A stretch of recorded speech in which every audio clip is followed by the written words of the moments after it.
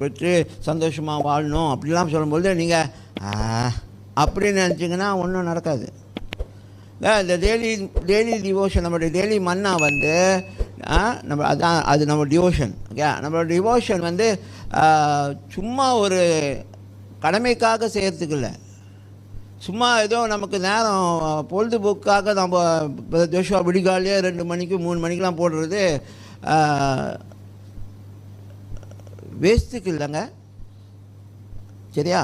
அது ஒவ்வொரு நபர்கள் ஜெபிக்கும்பொழுது நீங்கள் அதை பெற்றுக்கொள்ளணும். அந்த சுகத்தை நான் பெற்றுக்கொள்கிறான்றதே அவங்களோட சேர்ந்து எத்தனை பேர் அவங்க ப்ரே பண்ண, அந்த நபர் ப்ரே பண்ண பிறகு அவங்க ஆமேன்னு சொல்கிறாங்களே, நீங்கள் ஆமேன்னு சொல்லுவீங்க? கை பார்க்கலாமா? மற்றவங்களா? What you mean? ஹலோ. அப்போ நீங்கள் எப்போ அவங்க கூட அக்ரி பண்ணுறீங்களோ